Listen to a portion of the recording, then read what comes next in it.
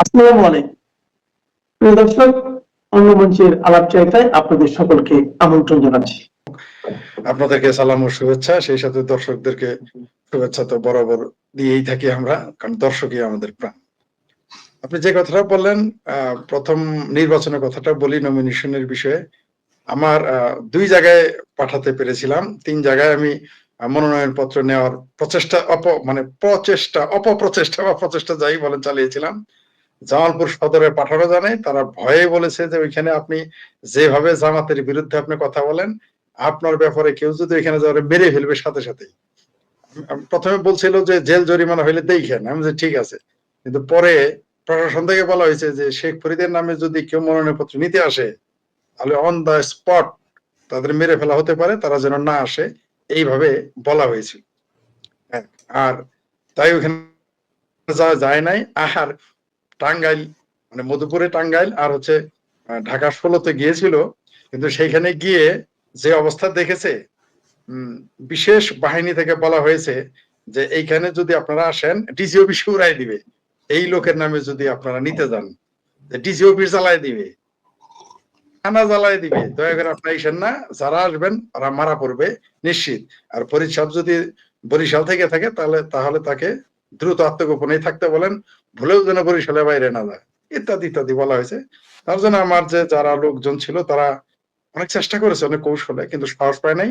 আরো কিছু বিষয় আছে, তাদের নাম বলা গেল না, তারা পরে সেখান থেকে টাঙ্গাইল 1 এবং ঢাকা 16 থেকে আমার লোকজনদেরকে সরিয়ে দিয়েছে। তারা টের পেয়েছিল যে আমার জন্য মনোনয়ন পত্র তারা কিনতে গিয়েছিল। যাক, এই হলো পরিস্থিতি। আর আসলেই বিশেষ করে হাদি নাটক ঘটার পরে, হাদি নাটকটা না ঘটলে হয়তো আমার মনোনয়ন পত্র পৌঁছে যেত এবং আপনারা পত্রিকাটা পেতেন, কিন্তু হাদির ঘটনার পরে মানে প্রশাসন আরো ভীত সন্ত্রস্ত, বিলিভ ইট অর নট, মানে আমাকে সেনাবাহিনীও নিরাপত্তা দিতে ভয় পায়। কোন দেশে বাস করেন, কোন দেশে আমরা বাস করি যে আমার মতো একটা নৈশী লোক তাকে নিরাপত্তা দিতে পারবে না, বছর সম্ভবই না। যাই হোক, সেটা অন্য বিষয়।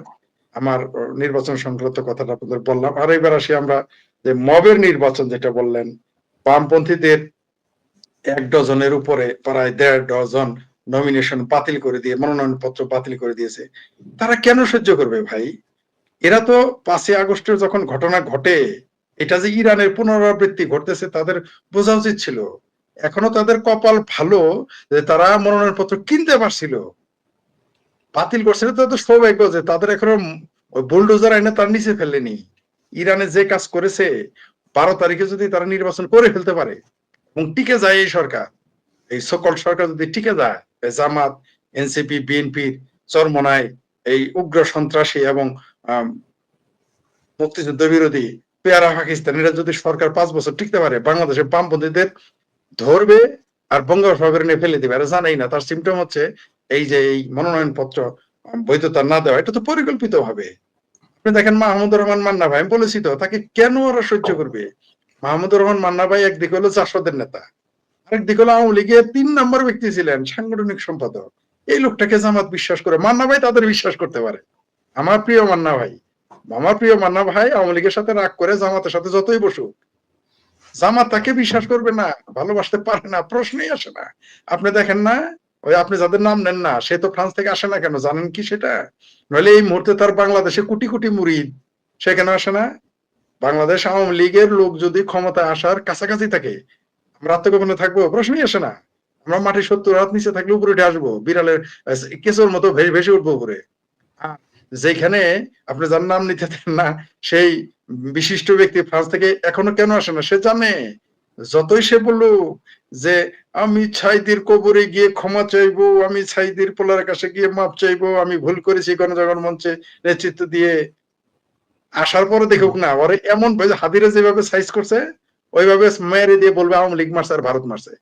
সেই ব্যক্তিগুলো যে আমেরিকা থেকেও যিনি বেশি ফালাফালি করেন, আরেকজন আছেন উবার ড্রাইভার, এও আসলে তারা এই কাজ করবে, এরা জানে, তাই তারা আসবে না এই দেশে।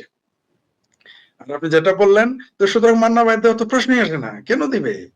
তারা কোন ব্যক্তির ভেতরে যদি মুক্তিযুদ্ধের 1 বিন্দু ইমান থাকে, যদি ইমানের সাথে তুলনা করেন, মুক্তিযুদ্ধের প্রশ্নে 1 বিন্দু ইমান থাকে, তারা বরদাস্ত করবে না। এই সরকার, এই জামাতি যে মব, এরা সন্ত্রাস, মব সন্ত্রাস তো একটু পরিকল্পিত। এগুলো ডক্টর ইউনূস, ওয়াকার সাহেব এবং জামাতের আমির, বিএনপি সম্মিলিত বাহিনী, এরা মব বাহিনী আবার কি? নাইলে শাহবাগে তো দেখলেন একজন তরুণ যেভাবে গাড়ি বন্ধ করে দিতেছে, আমরা গণজাগরণ মঞ্চে লাখ লাখ লোক হয়ে যেটা করতে পারি না, তারা একজন হয়ে দেখেন গাড়ি বন্ধ করে ফেলে। ও, এতে তো বোঝাই যায় যে খোটা পাঠার জোরে, মানে খোটার জোরে যে পাঠা কুদ, এটা তো বোঝাই যাচ্ছে। আপনি দেখেন এইখানে মব করে নমিনেশন বাতিল করা, এটি কোন আইনে করলো? মানে মব করে যদি সব করা যায় তাহলে তো দেশে আদালতের দরকার নাই, তাহলে তো আদালতের দরকার নাই, তাহলে তো দেশ দরকার নাই ভাই। দেশে তো একটা মাস্তানতন্ত্র। আমরা আগে শুনেছিলাম যে দেশ মগের মুল্লুক হয়ে যায়, এবার হয়ে গেছে মবের মুল্লুক, মাস্তানতন্ত্রের মুল্লুক। তো এই মুল্লুক কিন্তু বেশি দিন চলবে না। যারা এখন না মনে করতেছে যে এখন তো পুরো একেবারে পূজা রোজার জোশে আছেন, এরা জানে না যে এটার বিপরীত প্রতিক্রিয়া কি হবে। বাংলাদেশ আওয়ামী লীগ কাউকে নিষিদ্ধ করে নাই, নির্বাচনে বরং অন্য দল আসে নাই। আর আপনি বাংলাদেশ আওয়ামী লীগকে নিষিদ্ধ করেছেন, ছাত্রলীগ নিষিদ্ধ করেছেন, নৌকা মার্কা নিষিদ্ধ করেছেন, আওয়ামী লীগের স্বতন্ত্র প্রার্থীকেও আপনি আসতে দিবেন না, এমনকি তার সহযোগী, তার জোটে ছিল জাতীয় পার্টি নমিনেশন জোর করে বাতিল করতেছেন। এখন গণতন্ত্র জায়েজ না? এটা এই গণতন্ত্র ঠিক আছে? এখন বিনা ভোটের আর হয় না এটা, না? মানুষ তো এগুলো দেখতেছে, সারা পৃথিবী এগুলো দেখতেছে। তবে যারা এতদিন অভিযোগ করেছিল আওয়ামী লীগের বিরুদ্ধে যে আওয়ামী লীগ এই নির্বাচন করছে, ওই নির্বাচন করছে, বরং এই নির্বাচনের তথাকথিত নির্বাচন আয়োজনের মাধ্যমে আওয়ামী লীগের সেই বিতর্কিত নির্বাচনকে বৈধতা দিয়ে ফেলেছে এবং দিতে যাচ্ছে বলে আমি মনে করি। আর আদৌ নির্বাচন হবে কিনা, যেটা আমি মাহবুব ভাইয়ের সাথে একমত, যে আমার যথেষ্ট সংশয় আছে আদৌ নির্বাচন হবে কিনা। আমি ওই 11 তারিখ রাত 12টা পর্যন্ত আমি সংশয়ে থাকবো। 12টা বাজার পরে কি হইতে পারে নির্বাচন, কিন্তু এর আগে আমি বিশ্বাস করি না। আর এটা তো নির্বাচন হবে না, ইলেকশন হবে না, এটা হবে কি সিলেকশন। মিলিজুলি সরকার হবে, স্বাধীনতা বিরোধীরা ঐক্যবদ্ধ হয়ে মিলিজুলি সরকার গঠন করবে। তার প্রথম প্রক্রিয়া আপনি দেখেছেন, তারেক রহমান বাংলাদেশে আসার পরে জামাতের সাথে এবং শিবিরের সাথে মিটিং এর ফলাফল 2-1 দিনের মধ্যে পেয়ে গেছেন। সেটা হলো যে 7ই মার্চের বঙ্গবন্ধুর ভাষণ পাঠ্য বইয়ে নাই, এই মুহূর্তে সেটা রাখে নাই। তার মানে সামনে কি হবে এটা তো পরিষ্কার। কারা ক্ষমতায় আসতেছে, কারা ক্ষমতায় আছে, কারা ক্ষমতায় থাকবে, এটা তো দিনের আলোর মতো পরিষ্কার। তাই আমি এখন মনে করি যে এই মুহূর্তে যদি বাংলাদেশের স্বাধীনতা রক্ষা করতে চান, সার্বভৌমত্ব রক্ষা করতে চান, বাংলাদেশের মানচিত্র রক্ষা করতে চান, এই লাল সবুজের পতাকায় রাখতে চান এবং বাংলাদেশটার নাম বাংলাদেশ রাখতে চান, যদি বাংলাস্তান না বানাইতে চান, ডক্টর হুমায়ুন আজাদ কিন্তু এই ব্যাপারে উপন্যাস লিখে গেছেন, বাংলাস্তান, সেটা কিন্তু মিলে গেছে এখন। আপনি ডক্টর হুমায়ুন আজাদের বইটা পড়েন বাংলাস্তান, দেখেন মিলে কিনা, হুবহু মিলে যাচ্ছে, হুবহু একেবারে মনে হয় যে তিনি দিব্য চোখে দৃশ্যটা দেখতে পারছিলেন। তিনি তার লেখাগুলো যখন আমরা পড়েছি, আমরা ভাবছি স্যার এগুলো কি বলে, স্যার কি পাগল হয়ে গেল নাকি, এই বাংলাদেশ আমাদের এরকম হইতে পারে? কিন্তু সেটা ঘটে গেছে এবং খুব শীঘ্রই ঘটে গেছে। এত তাড়াতাড়ি ঘটে যাবে তা আমরা বুঝতে পারি নাই। এখন আমাদের উচিত হলো মুক্তিযুদ্ধের পক্ষের শক্তি দল মত নির্বিশেষে, তারা যেমন স্বাধীনতা বিরোধীরা ঐক্যবদ্ধ হয়ে গেছে, তেমনি স্বাধীনতার পক্ষের শক্তি তাদের ঐক্যবদ্ধ হতে হবে। ওই বামপন্থীরা নির্বাচন বামপন্থীরা কোন আক্কেলে যায়, তারা জানে না যে এরা কারা এখন আসতেছে।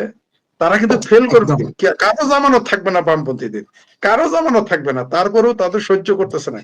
দেশটাই তো 5 তারিখ থেকে এখন পর্যন্ত মবের নিয়ন্ত্রণে আছে, যাচ্ছে আবার কি মব নিয়ন্ত্রণ করতেছে। আর মবকে নিয়ন্ত্রণ করতেছে আমাদের ওয়াকার সাহেব, ডক্টর ইউনূস, তারপর সাদা শকুন শফিকুর রহমান এবং বিএনপি নেতৃবৃন্দ, এখন তারেক রহমান এসে জয়েন করেছেন। এরা এরা মব না করলে, যদি এরা মবই না করে, এরা তো থাকতে পারবে না ক্ষমতায়। আপনাকে আমি লিখিত দিতে পারি, এইভাবে চলতে থাকলে সেনাবাহিনী সরাসরি কিছু করতে সাহস পাইতেছে না, পুলিশ তো কিছু করবেই না, কারণ পুলিশকে অকার্যকর করে দেওয়া হয়েছে। পৃথিবীতে যদি বলা হয় কোন দেশে এখন পুলিশ বাহিনী নাই, থাকতেও নাই, সেটা হলো বাংলাদেশ। দুনিয়াতে একটা মাত্র দেশ, সেটা হলো বাংলাদেশ, যেখানে পুলিশ বাহিনী বলে যে আমরা মবের ভয়ে কিছু করতেছি না। দুনিয়াতে একটা মাত্র দেশ যার পাশে থেকে বলে তারা পুলিশকে জ্বালিয়ে দিয়েছে, থানা জ্বালিয়ে দিয়েছে, বলার পর তাকে গ্রেপ্তার করার সাহস পায় না, মিডিয়াতে বলার পরে তখন তাকে গ্রেপ্তার করে এবং তাকে হ্যান্ডকাপ ছাড়া আদালতে তোলা হয়, যখন 80-র উপরে বয়স্ক লোককে হাত পা মোড়া দিয়ে হ্যান্ডকাপ লাগিয়ে ডান্ডা বেরি লাগিয়ে উঠানামা করানো হয়। আর মৃত মানুষকে হ্যান্ডকাপ পরিয়ে রাখা হয় ভাই। হ্যাঁ, মৃত, ভুলে গেছি, ধন্যবাদ আপনাকে। যেখানে মৃত আওয়ামী লীগের নেতাকে হ্যান্ডকাপ পরানো হয়, সেখানে যে পুলিশ মেরে ফেলেছে তাকে জামাই আদরে নিয়ে আবার জামাই আদরে ছেড়ে দেওয়া হয়েছে। তো মব তো তারাই চালাচ্ছে রে ভাই। এত সস্তা। আমরা জানি নির্বাচন যখন তফসিল ঘোষণা করা হয় তার আগে অস্ত্র উদ্ধার অভিযান চলে, যৌথ বাহিনীর অভিযান চলে, তখন সিসকে চোর পর্যন্ত ঘরের ভিতরে লুকায় থাকে, বায়লাকা ছেড়ে পালিয়ে যায়, আত্মগোপনে থাকে 1 মাস 2 মাস, নির্বাচনের পরে আসে।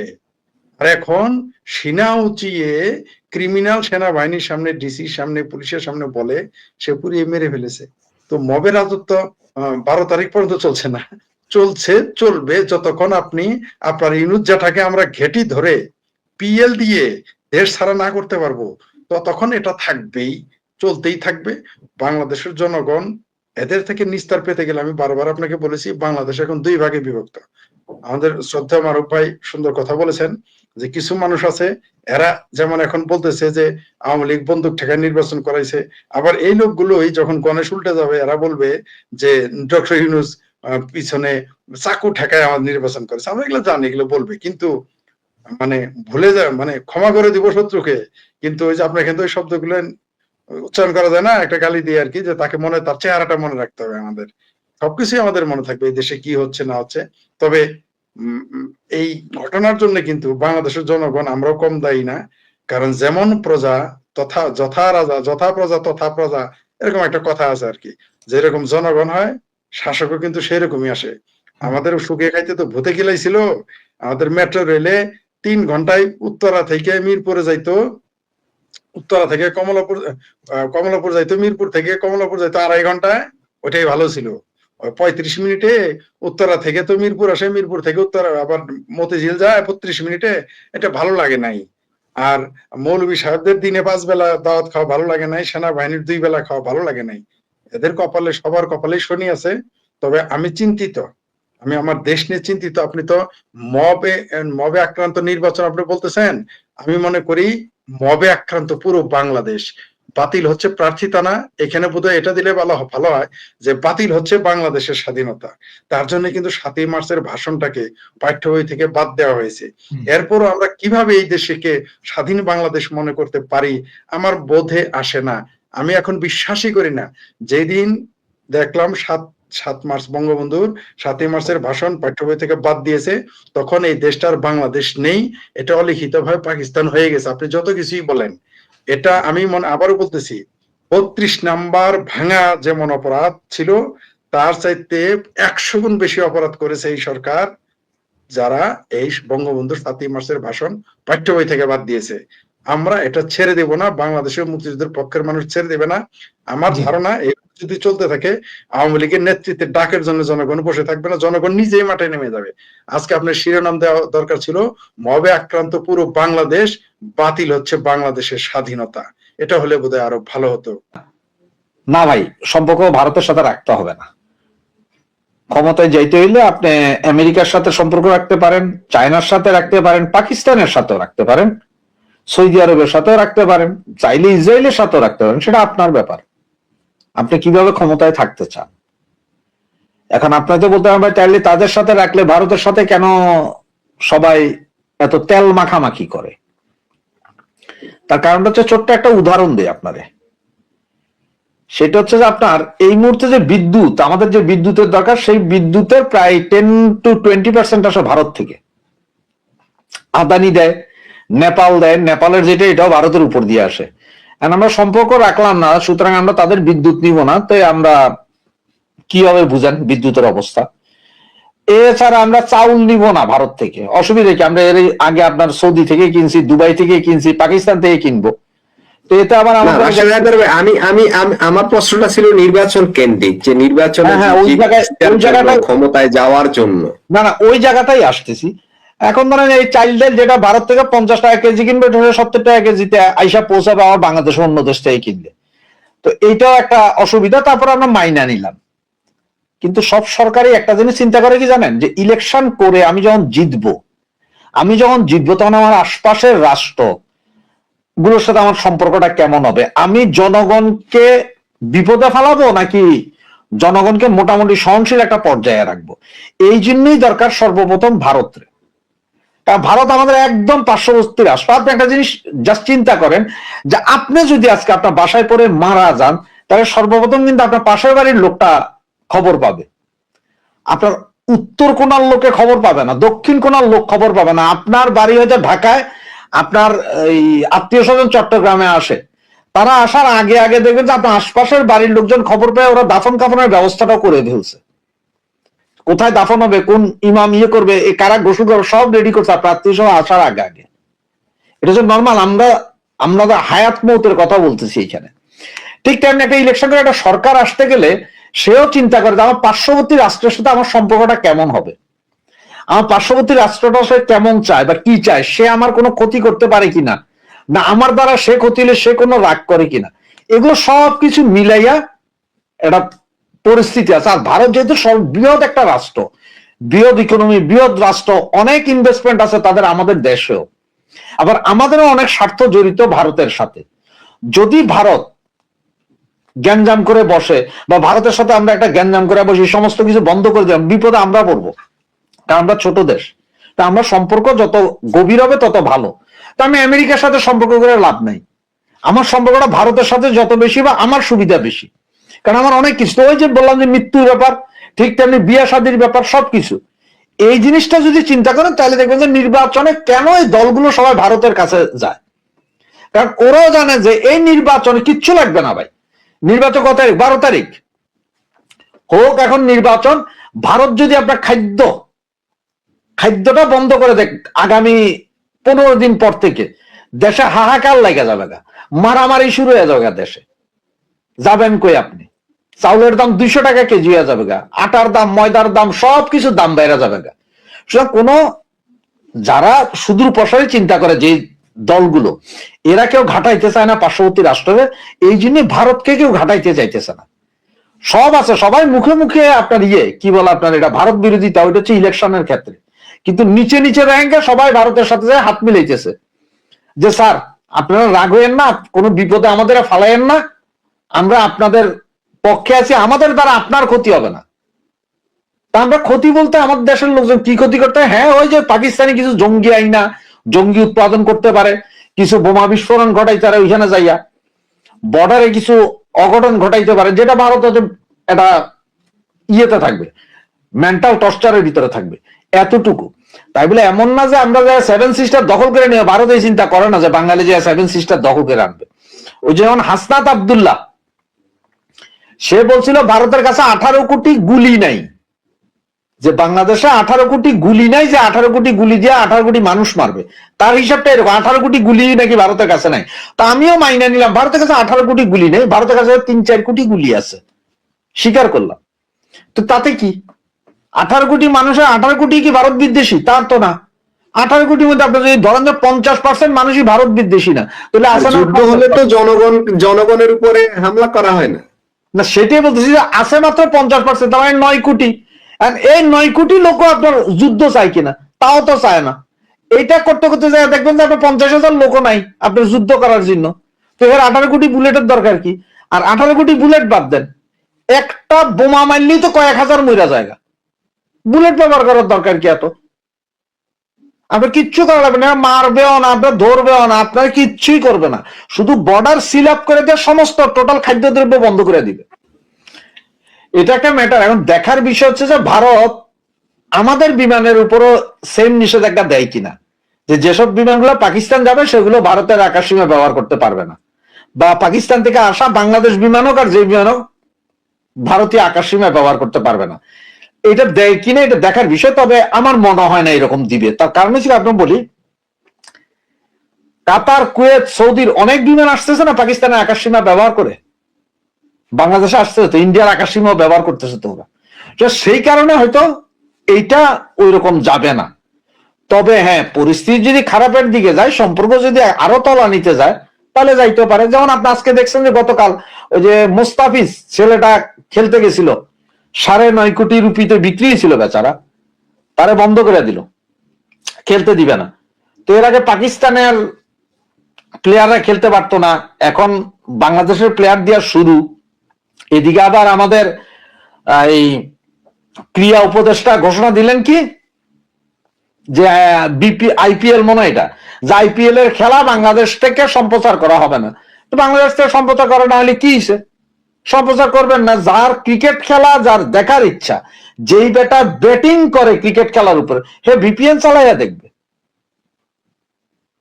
সোজা হিসাব না। ও ভিপিএন চালাইয়া দেখবে, ও বাংলাদেশ দিয়ে দেখবে না, ও ভিপিএন চালাইয়া দেখবে। এখন এই রাজনীতি আস্তে আস্তে খেলার ভিতরে পর্যন্ত চলে আসছে। আগামী আরো কয়েক সপ্তাহে কয়েকদিনে যে আরো কি কি দেখবো দেখেন। গালি শুরু করবেন শোয়ার আগ পর্যন্ত, স্বপ্নেও আমারে গাইল দিবেন। ওর দোষটা মানে কি? এখন তো দোষ তো বাংলাদেশের প্রতিটা মানুষের। যেখানে আপনার একটা গভর্নমেন্ট পুরা ফর্ম, এই উপদেষ্টা পরিষদ তারাই ভারত ভাগ করে দিতে চায়, তারাই 7 সিস্টার ভাগ করে দিবে। আপনার যেখানে রাষ্ট্রের সর্বময় ক্ষমতার অধিকারী আপনার আরেকটা রাষ্ট্রকে গাইল দিবে, ভাঙিয়ে ফেলার কথা বলবে, সে তার খেলোয়াড় বন্ধ করবে না। এই যে আমেরিকার সাথে মাদুরোর কি সমস্যা ছিল? কোনো সমস্যা ছিল? খালি তেল। মাদুরোর তুলে লয়ে গেছে দেশ থেকে, একটা প্রেসিডেন্ট তুলে নিয়ে গেছে। ভারত তো এখনো এরকম করতেছে না যে এত গালা গালি ভাঙে দিবেন চুরে দিবেন করার পরও ভারত যা এসে যে আপনাদেরকে বিলের ছায়ের মতো তুলে নিয়ে যাইতেছে না, বা রাস্তা রাস্তায় ফেলায় মাইরে দিতেছে না, এটি শুকর করেন। এই কষ্টটা দেখানো হচ্ছে না। এখানে হচ্ছে যে কষ্টটা, সেটা হচ্ছে যে কলকাতার মানুষ, কলকাতার পাবলিক চাইতেছে না যে এই পারে বাংলাদেশে কোনো বাঙালি এসে খেলুক। ওদের কথা এটা যে যারা আমাদের দিনে রাতে গালি দেয় তাদেরকে আবার 9.5 কোটি টাকা দিব কেন? আজকের দিনটা অনেক ঘটনা বহুল, জাতীয় এবং আন্তর্জাতিক পর্যায়ে। আন্তর্জাতিক পর্যায়ে আপনারা জানেন ভেনিজুয়েলার ঘটনাটা, আপনারা জানেন ভেনিজুয়েলার প্রেসিডেন্ট নিকোলাস মাদুরো এবং তার স্ত্রীকে আমেরিকান সৈন্যরা একেবারে তাদের সেফ হাউস থেকে তুলে নিয়ে এসে যুদ্ধ জাহাজে করে নিউ ইয়র্কে নিয়ে এসে তাকে বিচারের মুখোমুখি করছে। এটি কেন করছে? একটা দেশে নির্বাচিত সরকারকে এভাবে চাইলে নিয়ে আসা যায় কিনা, তুলে নিয়ে আসা যায় কিনা, এ বিষয়গুলো নিয়ে আমি কোনো মন্তব্য করব না। আমি একটি বিষয় নিয়ে বলবো যে ভেনিজুয়েলার নিকোলাস মাদুরোর এই যে তুলে এনে আমেরিকায় বিচারের মুখোমুখি করার যে সমগ্র প্রক্রিয়া, এটি নিয়ে বাংলাদেশের কমিউনিস্টরা মিছিল করেছে, তারা বিক্ষোভ জানিয়েছে, এটির প্রতিবাদ করেছে। আমার আপত্তিটা সেই জায়গাতে যে বাংলাদেশের কমিউনিস্টরা যখন এই একই ঘটনা, একই রকমের ষড়যন্ত্র, একই রকমের জঙ্গি অভ্যুত্থান, তখন তারা শেখ হাসিনার বিরুদ্ধে এই বিভিন্ন পরাশক্তিকে সমর্থন করেন। আবার নিজের দেশের সরকার যখন উৎখাত হয় তখন তারা সরকার উৎখাতের প্রক্রিয়াকে সমর্থন করেন, কিন্তু ভেনিজুয়েলায় তারা আবার নিকোলাস মাদুরোর পক্ষে দাঁড়ান। এই দুটো মানে দ্বিচারিতা হয়ে গেল না? বাংলাদেশের কমিউনিস্ট যারা এক সময় অনেক স্বপ্ন দেখতেন, এবং আমাদের ছাত্র জীবনে আমি নিজেও অনেকটা একটু বামপন্থী ভাবধারার মানুষ ছিলাম, সেই স্বপ্ন আমিও দেখেছি। তো তাদের তো এখন মোটামুটি সেই স্বপ্ন টপ্ন সব আউলায় গেছে সোভিয়েত ইউনিয়নের পতনের পরে।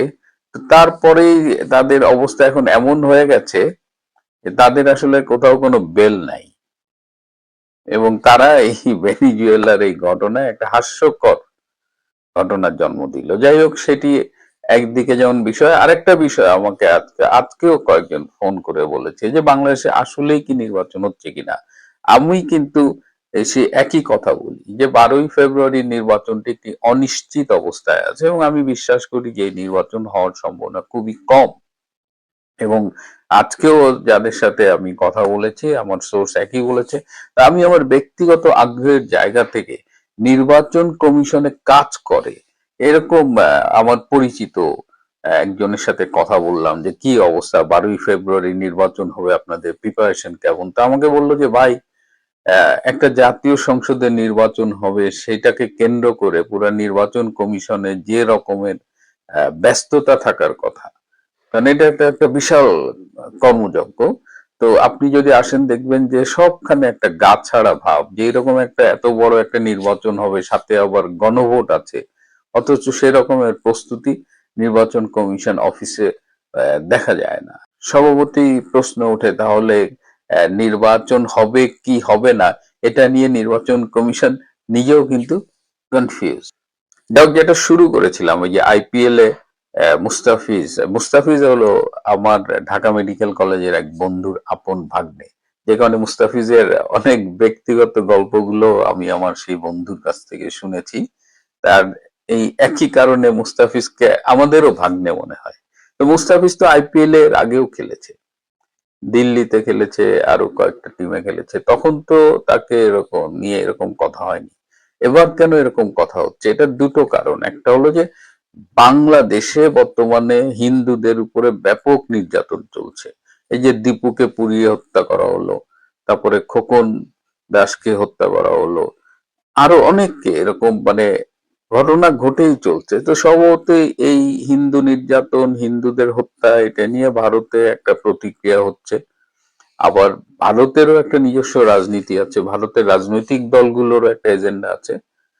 এর সাথে আবার শাহরুখ খান একটা স্পেশাল এজেন্ডা, কারণ শাহরুখ খান কেকেআর এর মালিক এবং তিনি মুস্তাফিজকে কিনেছিলেন নিলামে 9 কোটি প্লাস টাকা দিয়ে। তো এখন কথা হলো, শাহরুখ খান বরাবরই বলেন যে ক্রিকেট ক্রিকেটের জায়গায় থাকুক, এটা রাজনীতির বাইরে থাকুক। এবং আপনারা জানেন যে 2009 সাল থেকে কিন্তু এই মুম্বাই বোমা হামলার পর থেকে আইপিএল এ পাকিস্তানি ক্রিকেটাররা কিন্তু নিষিদ্ধ, কোনো পাকিস্তানি ক্রিকেটাররা কিন্তু তারপর থেকে খেলেন না। কিন্তু শাহরুখ খান কিন্তু সেটারও বিরোধিতা করেছেন।